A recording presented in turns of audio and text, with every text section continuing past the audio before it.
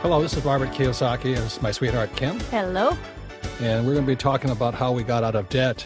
Our story actually begins around in 1984 when we first got together as a couple. And I was personally deeply in debt. I had lost nearly $1 million in one of my many businesses. And I still owed another $400,000. $500,000 was paid off. So when I met Kim, I was like this big albatross around her financial neck because I had no money. On top of that, I was in debt. And on top of that, though, you did live in one of the nicest apartments in Waikiki. You drove a nice little Mercedes, so you were certainly looking good. I had no idea you had no money. Yeah, I did look good and rich. Now, I'm going to explain that real quickly. That apartment on Waikiki Beach, right on the shores of Diamond Head, the same place where Tom Selleck used to live, only cost me $300 a month. And the Mercedes was an old beat-up Mercedes, but it looked good. But I was still deeply in debt and madly in love with Kim, and we decided to make our lives together. So that was in 1984 we got together, and it's how we paid off quite a bit of debt, even though we had no jobs and no money. But the good news is, even though we went through this process, this 10-step process, Kim and I were financially free by 1994. So we were not only completely out of debt, but we had invested enough so that we never had to work again for the rest of our lives. So this is a true story of how we got out of debt. And after we met in 1984, we then decided we were going to go build a new business together. And we left Hawaii with everything we had and headed to California. And within about 3 months, we were pretty much broke. And yeah, Kim's savings didn't last that long. What, $900? Come on. But we went through that money pretty quickly. And as I said, we were broke. We were actually homeless for a short period of time. We slept in a car. We knocked on friends' doors if we could stay with them. And I'll tell you, when it comes to struggling financially, we know what it's like. The pressure, the stress, the arguments. It was a really tough time. So I would say 1984 through 1986, 87 were probably the toughest years in our lives because not only were we building this business, we had to survive, but also pay off a large amount of debt and have no money coming in with no steady job. And fortunately, a friend let us live in her apartment, which is in her basement, in her garage. And somehow something always happened that we survived. And we ran out of money several times along the way, but somehow we survived. And I still remember back then, the credit cards that we had, they didn't have not all the merchants had the electronic machines. A lot of them they made an imprint. So we would find the places like the motels and all where they would just take an imprint so they couldn't check and see that our credit cards were maxed out. So on top of the debt Robert had, because we were then broke, we did not have any income coming in at the time because we were building our business, we were also accumulating more and more debt. So the problem wasn't getting any better. Right. The interest on the debt was just kept accruing.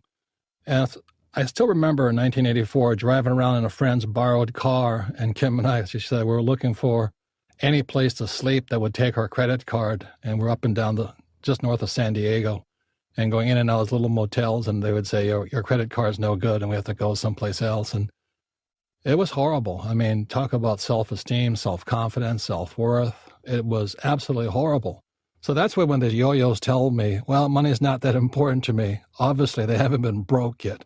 And it was a horrible time. And as Kim says, we fought a lot during that period of time. I don't know why she stuck it out with me. But I also know that she didn't marry me for my money because he had no money. But we were having a good adventure together. And it's true that the hit to your self-esteem and your self-worth, your self-confidence, you start to doubt everything. And so it was important that we were going through this together because at least we could lean on each other. When one of us got scared or frightened, we had someone to talk to and really go through this together. So I'd like to say $400,000 today isn't a lot of money, but back then, that was almost 20-something years ago, it was a considerable sum.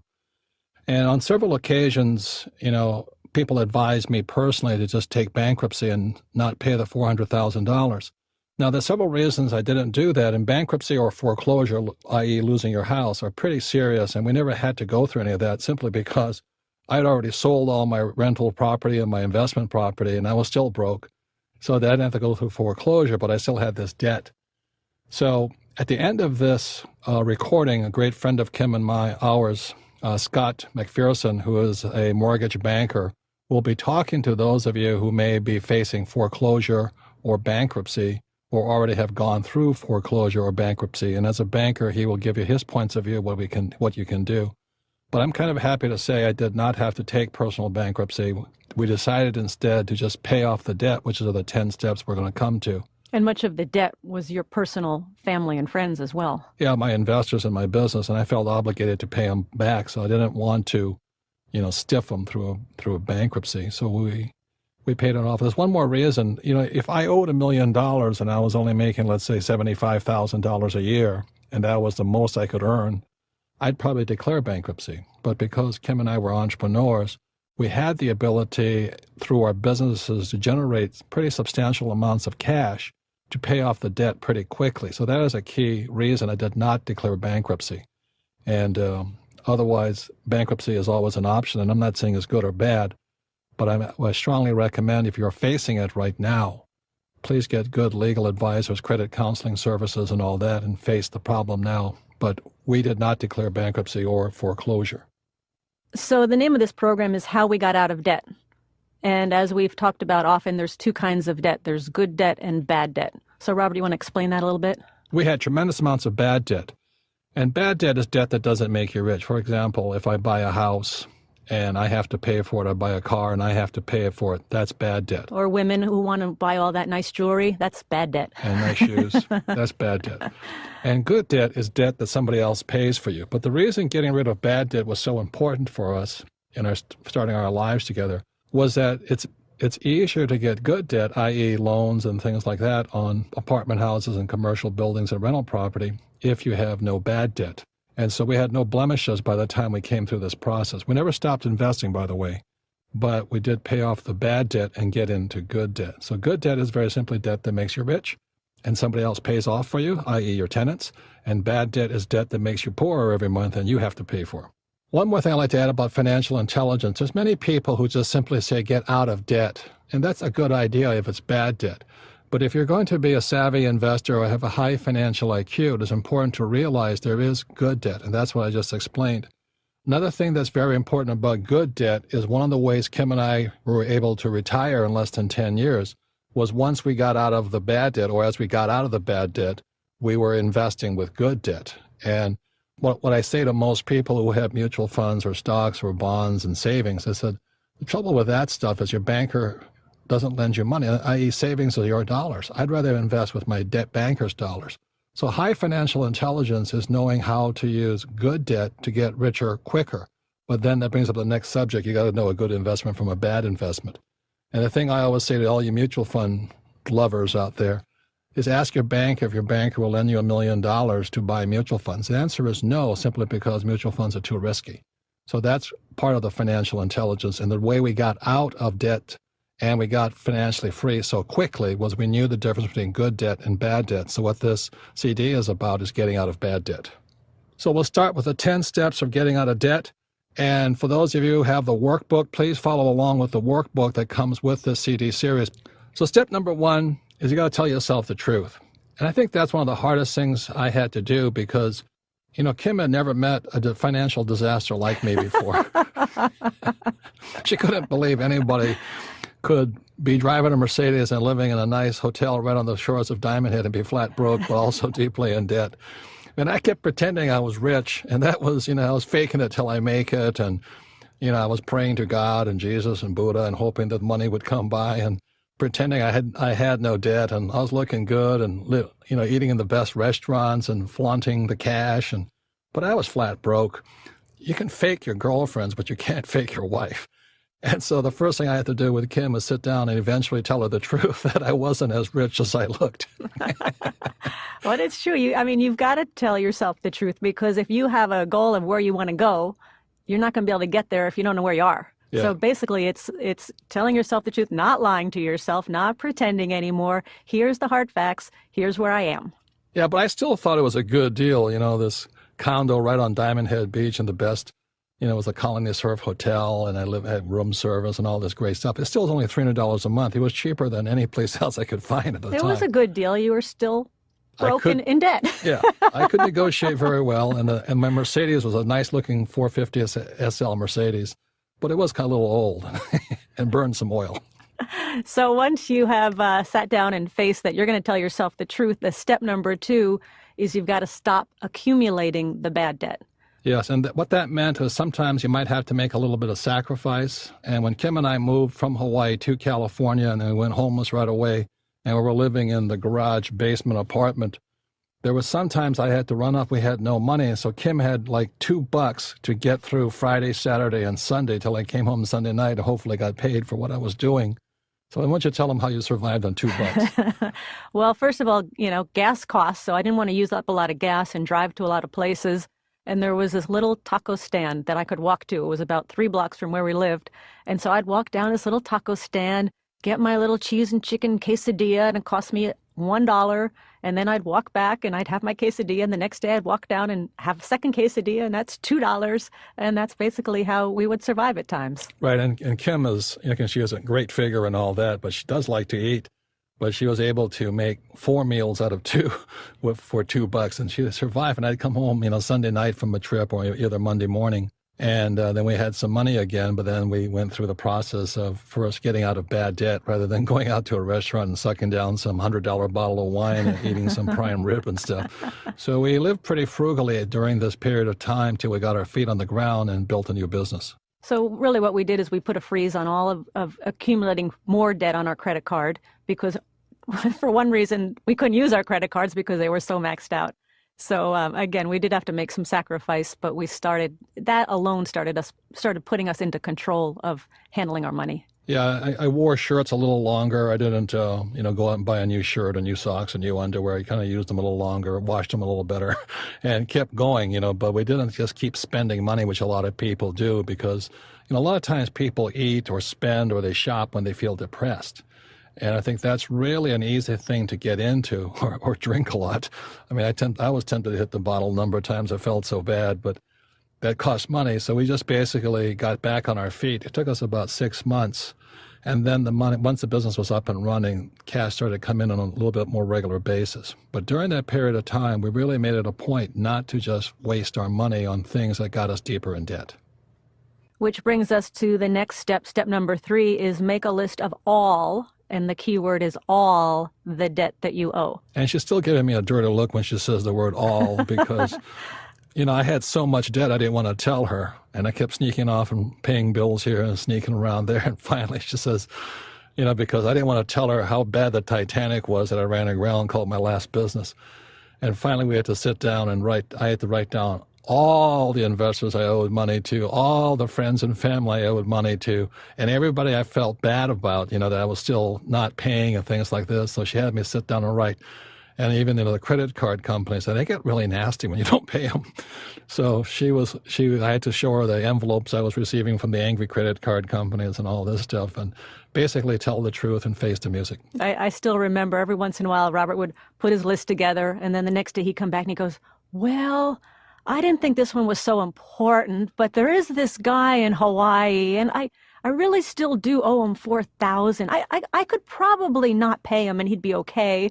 I'm like, let's put down the $4,000. Let's put it on the list. Let's keep going. Yeah, so that alone was a little painful process. And his name was Richie, and unfortunately, he was a friend of both of us, so I had to tell him the truth. And so we paid Richie his $4,000, even though he was fine with not getting it back because he had invested in a company and the company did go down. But I just felt personally obligated to him because I did borrow the $10,000 from him and I still owed him $4,000. So we paid him back the $4,000 eventually.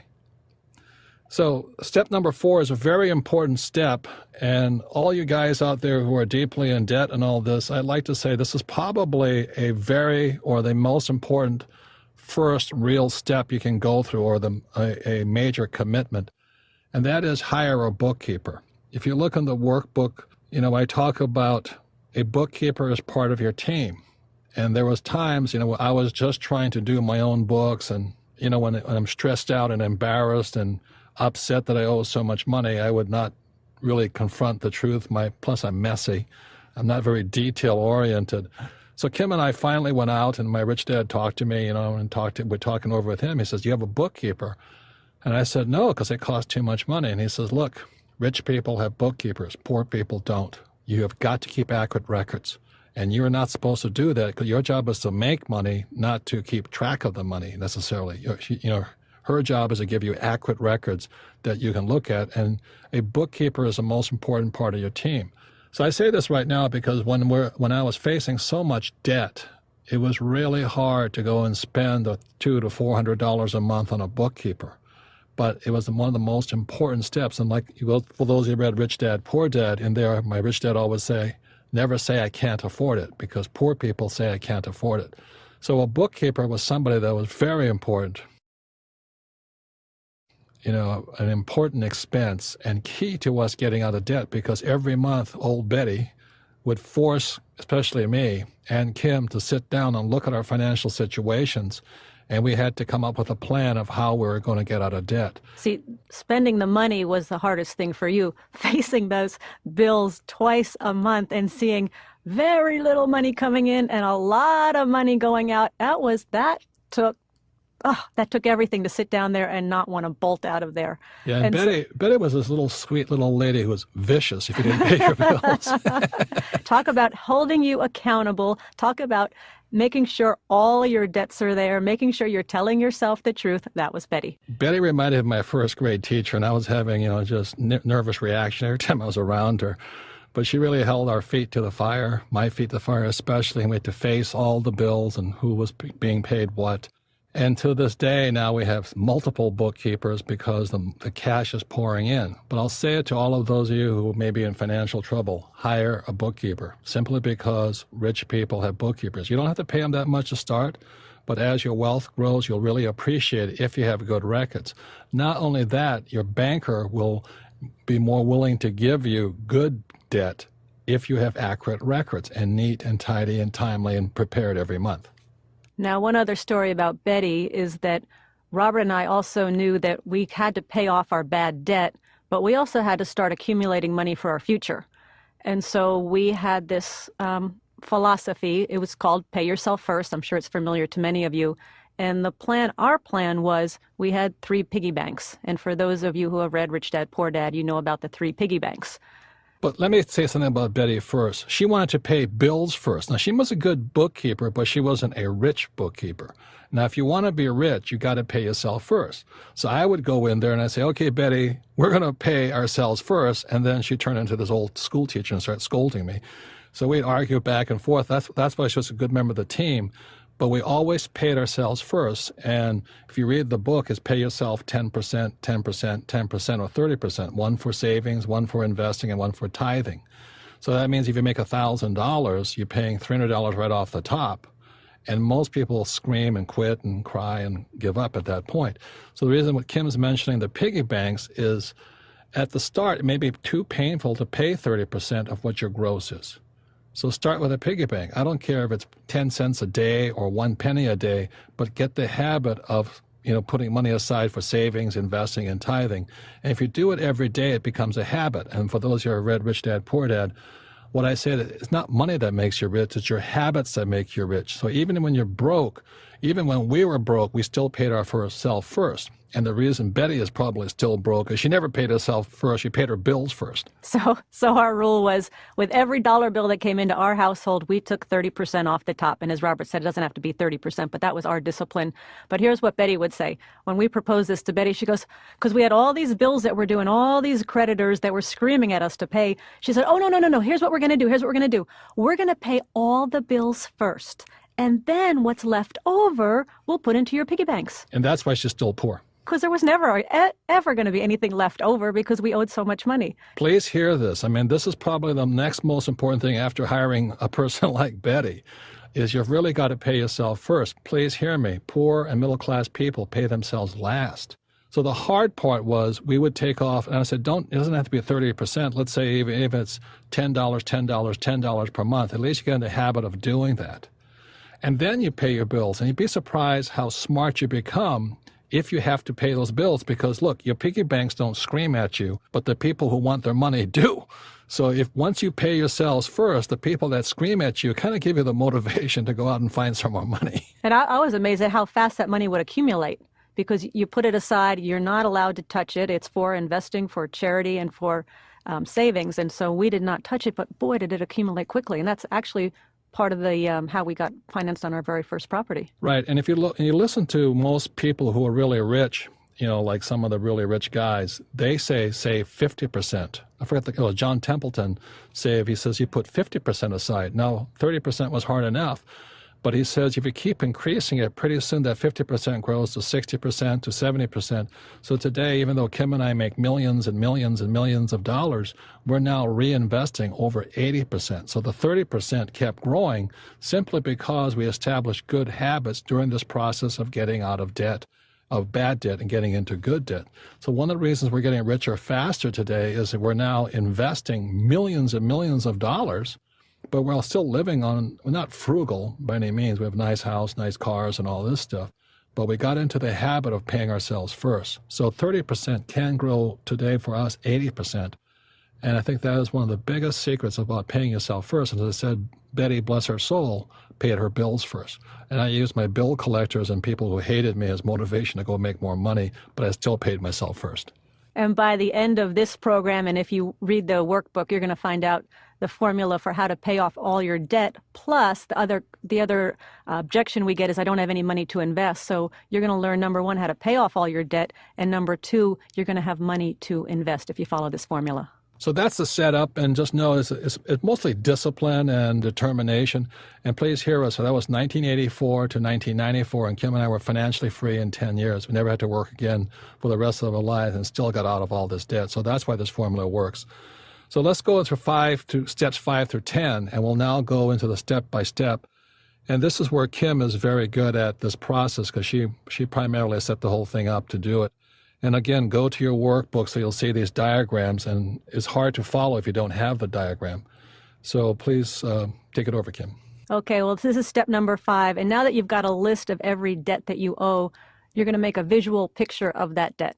And very simply, what you're going to do is you're going to draw a quadrant for each debt. And in the upper left-hand column of the quadrant, you're going to put the creditor. So, for example, it might be Visa. In the upper right-hand column goes the total amount owed. Total balance owed. Bottom left-hand corner goes the minimum monthly amount that you have to pay every month. And in the bottom right-hand corner, you're going to divide your total amount due into the monthly payments.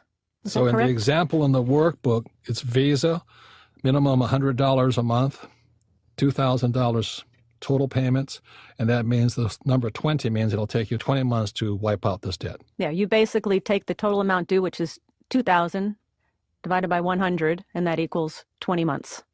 So for every single debt that you have, you're going to draw this visual. And again, refer to the workbook because it's in there. It'll make it very, very clear. But for every single debt, you're going to set up this quadrant, and you're going to have this circled number that says how many months it will take to pay these off. So if you go to the diagram, with me, I had several Visa cards, several MasterCards. One at American Express, American Express really gets nasty, which was good, but they really came after me hard. And then there was other things like school loans, car loans are number 2, personal loans. So all of these debts we had to line up. Plus, I had creditors I owed money to. So as Robert said, it's every single debt. And a lot of times, as I said with Robert, he wanted to tell me about this one guy in Hawaii that maybe he has to pay. So the people that you owe money to, even if you don't have a monthly plan set up with them, make one up, but put them on your list. In this list also includes your personal residence. If you own a house that you're living in, put that figure in there too. Okay, so let's go to step number 6, because one of the reasons Kim and I got so much richer faster was we paid off our house, everything, because that's bad debt. A lot of people call your house an asset, but it was really a liability. Is it a good investment? Yes, but I don't want to make monthly payments to live there for the rest of my life because that's bad debt to me. So with this process, you can get completely out of debt, including your house and cars, if you follow it step by step. So step number 6 is to determine the order for paying off each debt. And this is where that little circled number is going to come into play. You're going to start with the smallest circled number you have. And if you look in the workbook, that's not the Visa payment that we just talked about. Visa payment came in at number 6, but the smallest circled number was number 8, which was a department store credit card loan. It was $800 owed, and you had to pay $100 a month, so the circled number was 8. That's the smallest number in the example that we use, so that's number 1. That means you're going to pay that debt off first. And people often say, I want to make one comment, this does not take into account the interest rate on the debt. And shouldn't I pay off my biggest interest rate first? Don't we want to get the one with the highest interest rate off the books first?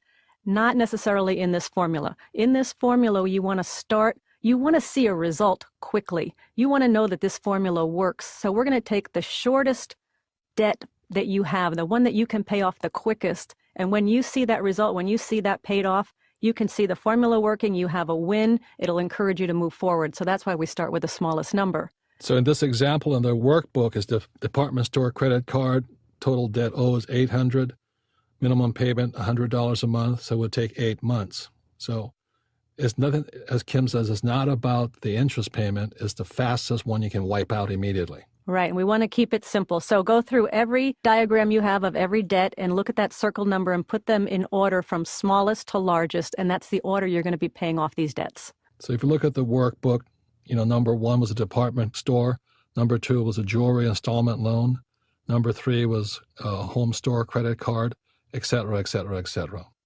Once you have all the numbers lined up, then step number 7 is... This is the key, and this is really the only thing you really have to put some effort into. And all you have to do is come up with an extra $100 or $200 per month. And what do you do with that $100 or $200 a month? Well, first of all, people are going to say, oh, how do you come up with an extra $100? I'm strapped. I'm up to here. I can't make any more money. What do I do? What do I do? And so Robert and I were talking about, well, what did we do? We went and started little seminars. We had little seminars, 10 people.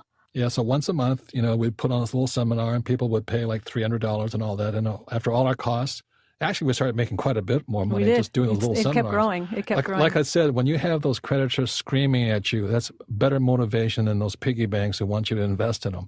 So when they were screaming at us, every month we would do those little seminars, do a little advertising, and people would show up. And after we paid all our costs, we had a few extra dollars, we paid our taxes. And then that was the extra money with which we went after all the debt. That's it. And that's all really you have to come up with. I mean, Robert's nephew, he goes on eBay and he starts selling things. You could sell things on eBay, make $100 a month. You could open up a lemonade stand on the weekends and make $100 a month. I mean, it's not rocket science, and you're going to be amazed at how easy it is. Or get a job at a taco factory and, part-time at night or on the weekends. But just make that extra $100, and whatever you make is then focused onto that debt pile. Which goes up to step number 8, and this is where we're going to start paying off that first debt, which is the $800 credit card from the department store. Now, let me start here. What you're going to do, except for debt number 1, you are only going to pay the minimum amount due. No more. On all the other debts. On everything else. And you're just putting this laser hawk-like focus on debt number 1, which is the $800. Yep. And let me guess that some of you, as I was told, no, you have to pay off a little bit more on every credit card, and that's how you're going to get out of debt. And I did that, and Robert and I did that, and we just never got ahead. It didn't seem to make a dent in what we were doing. So I knew that formula wasn't going to work. So again, minimum monthly amount due on every other debt except debt number 1. And then because we stepped it up to, let's say, $200, instead of taking 8 months, it took 4 months to wipe it out entirely. Right, because debt number 1, your minimum amount is $100. You're now going to take that extra $100 that you've made, and you're going to apply it to debt number 1. So instead of $100, you're going to pay $200.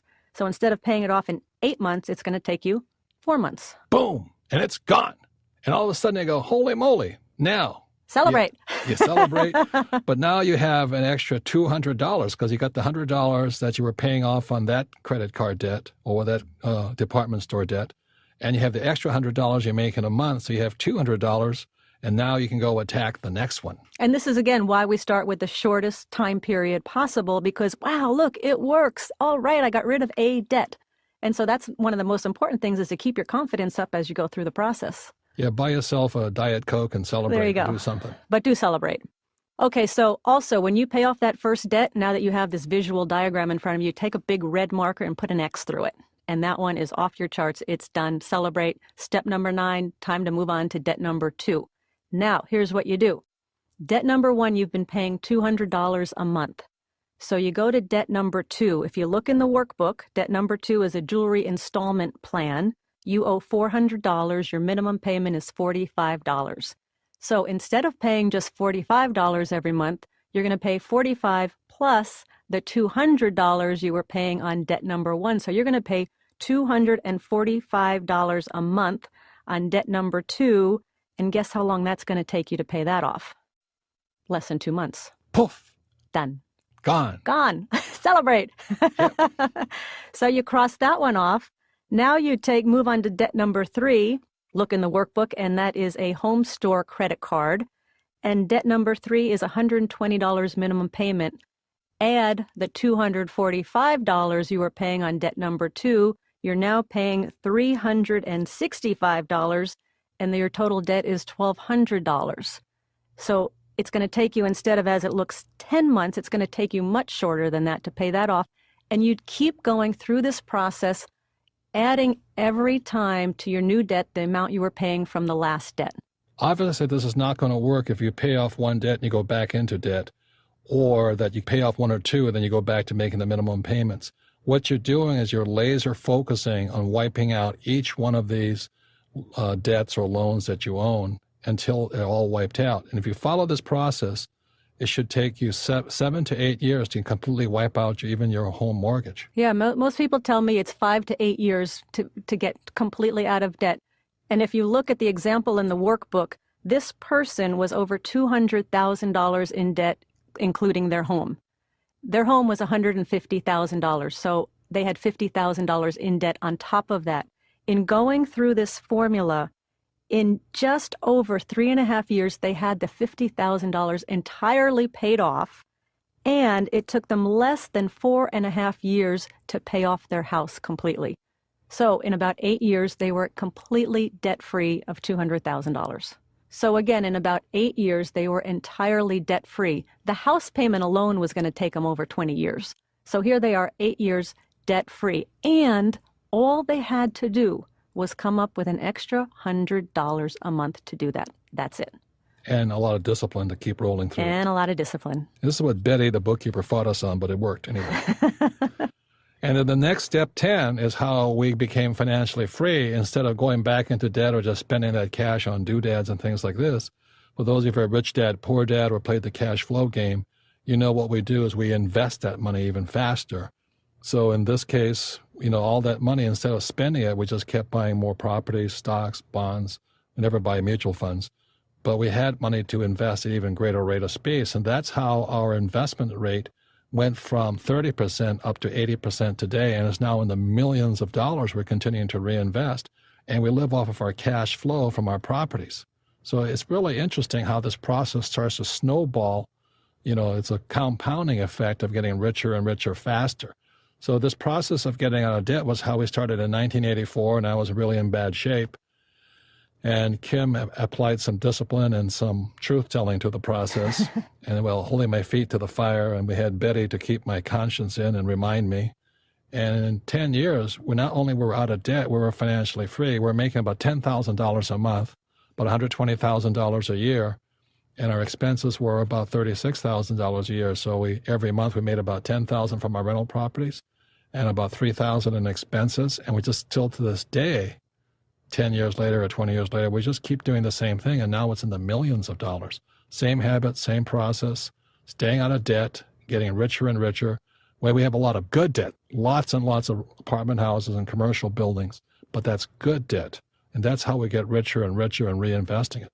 So as I said earlier, that this formula was going to show you how to get out of bad debt and how to accumulate money to start investing. So very quickly, just going back to the example, paying their very final debt, they were paying monthly over $2,800 a month to pay off their house. That house gets paid off. They still have that $2,800 a month. As Robert said, instead of going out and blowing it and buying doodads and all sorts of things, and you powerboat, you have $2,800 a month to invest. And that's where that money comes from. And again, it goes back to $100 a month is all you have to do. And now you've got $2,800 a month to invest without really doing anything different. So again, this is the formula we've used. This is how we've gotten out of bad debt. This is what really got us moving forward to start investing, to accumulate the money to do that, and to get us financially free. And we don't believe in living below our means. I mean, today, you know, you can say, well, when do we start enjoying our money?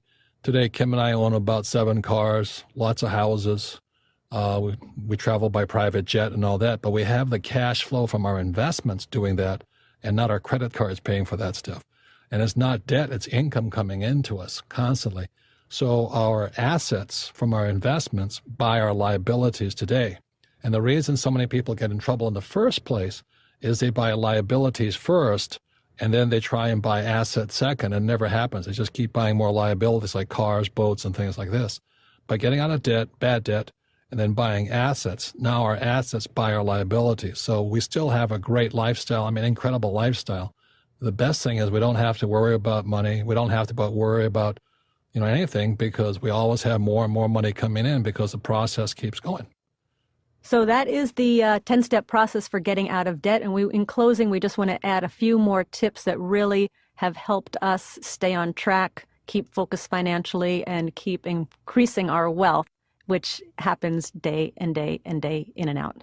So go again to the workbook and these few bonus tips. Number 1 is it takes discipline and dedication. And remember, it is a process. It is a process, you know, from going from where you are to where you want to be.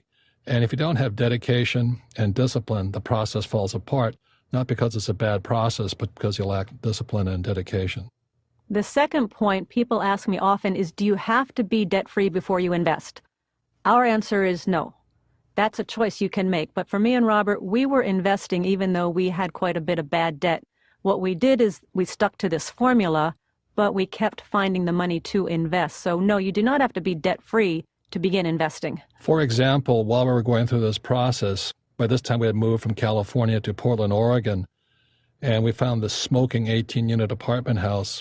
And back then, I mean, I can't believe how cheap it was, but back then it was only $385,000.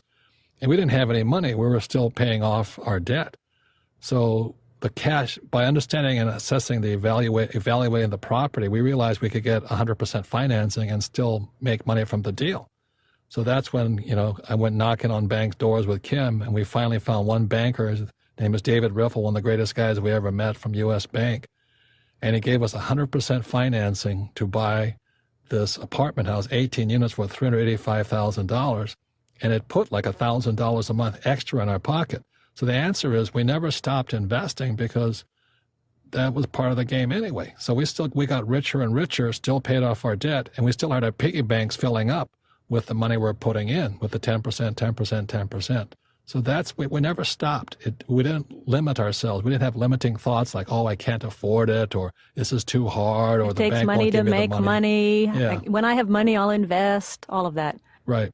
So step number 3 is that if you're married or in a long-term relationship, you know, go through this process together with your spouse or significant other, because it was this process that makes us a happy couple today. You know, people look at Kim and say, well, is she a trophy wife? As heaven knows, you know, I'm definitely not a trophy husband. Yes, anyway, you are. Yes, you are. I know she didn't marry me for money, and we actually grew together. We got smarter together. We understand each other better. And the process of going from deeply in debt to, you know, excessively rich has been a great process, and it makes us love each other more. I really don't, everybody makes their own choices, but I know a lot of guys are on the second and third and fourth wives, and they always marry another one with no brains, but looks good, you know. And if that's what you want to do, that's fine, but that's not what I wanted to do. Well, there's also a lot of women out there who just want to turn over all the financial responsibilities to their husband or their partner. And I don't recommend that either, because as Robert said, the most important thing of this whole process is we learned together. We learned a lot together. And when we had to come up with extra money, how are we going to get it? It was really a growing process. And I see so many couples grow apart. Here's an opportunity where you guys, as a couple, can grow together. By solving a very big problem called getting out of debt and getting rich. And getting rich. That's the most fun. So number 4 and number 5 are steps 4 and 5 are the tips are pretty similar. You got to keep your spirits up. I mean, the hardest thing after I had to face all the debt was I wanted to go eat and drink and spend more money. Didn't want to face it. I didn't want to face it. And Betty, the bookkeeper, was really good about this because she really did. She looked like my first grade teacher, and she really scolded me several times. So she was really good. And she kept us going, which is tip number 5. Even though it looks bleak, keep going, because somehow we always got through it. I mean, there were times we didn't have money for 3 or 4 days, but something always happened and we just continue on. So many people say, well, I got to cling to this job, or I can't do this. Well, something always happens. Like, a lot of people believe in God, but we learn to trust in God. And we kept doing, if we were going for the right purposes and being ethical and moral and legal, things kept working for us. And so remember that 2 minds are better than one. In our case, it was Kim, myself, and Betty, the bookkeeper. Boy, she was really great for us. She kept us going, yes. And then we had Dave Riffle, our banker, and all this. And along the way, we found great people. And, it was Bobby who allowed us to sleep in her basement and things like this. And we love Bobby forever because of that, because she took care of us when we were really down. But in the process, it really made us stronger and built better relationships for us. I would say so. I would say it was probably one of the toughest times, actually the toughest time I've ever been through, and I would say that Robert's ever been through. And looking back in retrospect, it was probably the best thing that could have happened to us, because it did make us stronger. It made us face our problems, made us get through our problems, handled the pressure, knew we could make it, and we came through the other side. And number 6 is, play the cash flow 101 game. Whenever we have financial problems, a lot of times the brain gets stuck. There's no oil in the brain or something, and it goes into a jam. So get out the cash flow game, play the game. And then what the game does is it kind of loosens up your brains and gets the juices going, gives you new ideas, and you can talk to the friends playing the game. If you don't have a game, go to richdad.com, and we have cash flow clubs all over the world, and you can join them and talk to them. And a lot of them are like support groups to help you get through your financial challenges. Donald Trump and I wrote a book together. It was Why We Want You to Be Rich. But if Donald Trump was $1 billion in debt, and I was only $1 million. And it actually made us better people, facing the problem and getting out. So all of us have money problems. It's just how you handle them. So find the cash flow game, get together with some friends, play the game, and, I think your brain will come up with solutions that are unique for yourself. So as I said at the start of this CD, that some of you today are facing a foreclosure, which is the bank taking your home, or a personal bankruptcy, or you've already gone through a foreclosure and a bankruptcy. And those are kind of extreme situations. And thank God I didn't have to go through it, because I paid off my debts. So here is Scott McPherson and I doing a short interview. And he is an investment banker as well as a mortgage banker. And he can give you a banker's point of view on the subjects of foreclosure and bankruptcy. So welcome, Scott. Good morning, Robert. Well, what would you say to somebody who right now they've missed a number of payments on their house, or they lost their job, let's say, or they have hospital bills they cannot pay off? What, as a banker, before they go into a foreclosure or into bankruptcy, what would you recommend? Well, there's a variety of different things. There's the pre and post reaction to a foreclosure or bankruptcy that we're going to discuss a little bit. On the if it's imminent and you think you're going to lose your property and you're going to file bankruptcy, or you're going to go into foreclosure or are in foreclosure currently, what I would recommend is to maybe do a little bit of the obvious, and do the right thing. Try to go get yourself help with credit counselors and so forth, and do things that you can try to help yourself prepare for the inevitable maybe of losing your house. Number 2, I think you try the best you can is to market your property, do what you can do to try to sell it if you can, but sometimes you just can't do that in a falling market. And number 3, I would say have open communication with your existing lender and try to work something out with them, because there's a variety of different things, especially in the marketplace that we're in today, that lenders want to try to do this. They don't want a foreclosure either, but I would strongly suggest you have open communication and be honest with them of your situation. The final thing I would say, Robert, is that you also need to describe to them there are certain conditions that occur and in post-bankruptcy or post-foreclosure, they're very important, of extraordinary kind of circumstances, like, for example, a medical problem that has forced you into this condition, or losing a job, something like that. And again, down the road, that's going to really help you if you've documented that you've gone in and tried to solve the problem. So what you're saying is these are challenges outside your normal control or something? Completely. And post-bankruptcy or foreclosure, when you're back trying to qualify for loans, those types of things that you've already done will help you dramatically in your credit score and dramatically in the interest rate you get after your bankruptcy or foreclosure. So how would you document that? Well, I think what you would do is you would have correspondence with your existing lender and explain what the situation is to them very openly, and explain and show that you tried to work with them and to try to solve the issue. Whether it's a two-way street or not, it doesn't really matter, but you've tried. It's been an open door. Also, I think by going to credit counselors and so forth, I think that is, you keep those records and their recommendations and act on them. Try to do what you can do, even though it's a limited basis if you're going through a very tough financial time. So what you're doing is you're showing good intent and openness. Completely. Now, what happens as a banker? Let's say I came to you, and like I said, I'll restate it again. I don't have a bankruptcy or a foreclosure against me, although I've been nearly $1 million down. What do you as a banker do, or what's your response when you look onto somebody's credit application or financial statement that they have a bankruptcy or foreclosure? What is your first response? Well, let me answer that in two ways. A single-family home versus a commercial real estate transaction. First of all, disclose. Best thing you can do is come in and tell me about it, because I'm going to find it. So you might as well be open with me.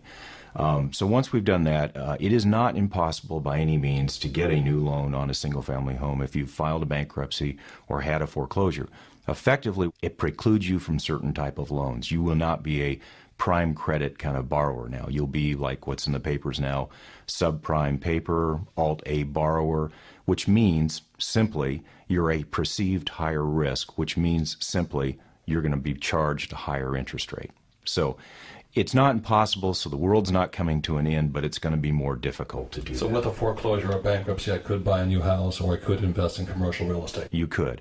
Yeah. Now, the one thing that we talked about briefly before was if the foreclosure or the bankruptcy was caused by an external situation occurring, loss of job, medical emergency, loss of a spouse, if you've documented and all that, and you have a good record and bookkeeping of that, and you bring it in, that is going to help you on your credit score and your ultimate interest rate. Again, you've showed the intent of trying to solve the issue, not run from the issue, and that's really what people are looking for. On the commercial side, Robert, it's a little different. We're not so zeroed in on FICO scores and so forth, but what we really are zeroed in for on a commercial side is one, disclosure. Again, we want to know about it up front. We also want to know the circumstances, and I would strongly suggest if you're in the commercial real estate business and you're borrowing on commercial loans and have a foreclosure or a bankruptcy in your past or are going to have one, prepare a letter. Be prepared, because every time you go and borrow money again, you're going to have to explain that and explain it through. It will not stop you from getting a loan, but you're going to have to explain. And the critical things there are intent and how you acted during these events, i.e., in a bankruptcy, if you were a bad guy and took the money and were fraudulent, you're going to have a very difficult time getting a loan. If you were just in a product of owning 10 rental homes in downtown Detroit right now, for example, and the market went away from you completely, you lost your tenants, blah, blah, blah, you did everything you could, that's a different situation. And that's what people are looking for, is the type of person we're dealing with, not necessarily the FICO score like you would on a residential. Okay, that's good information. Is there anything else you'd like to add, or any words of encouragement to the listening audience, especially if they're facing foreclosure or bankruptcy? Well, the only encouragement, one, is life will go on, and it's probably best to get this behind you. And there are many, many people in today's world across the United States that are going through exactly probably what you're going through, so you're not alone. It may seem like it, but you're not. Get it behind you, move on with life. You will still be able to borrow money. Also, the other thing I would strongly suggest, if you're going to go through a foreclosure or a bankruptcy, is go meet with a mortgage banker right now. Talk to them what it's going to take to rebuild your credit score, because there are certain things that need to be done immediately, and you need to start on that the day after you file the foreclosure or the bankruptcy. So again, it's relationships, it's teams, it's having good advice and not going into a shell and hiding and taking bad advice. That's exactly right. So I want to say thank you to Scott and thank you to Kim. Thank you, Robert. Thank you, and thank you for listening, and we trust this has been very, very helpful, and that we wish you a world of no bad debt and tons of good debt. And remember, by facing this challenge, you get smarter, and that's the most important thing. The Rich Dad Company is about giving you the financial education so you can handle bigger problems and challenges. Thank you. Thank you.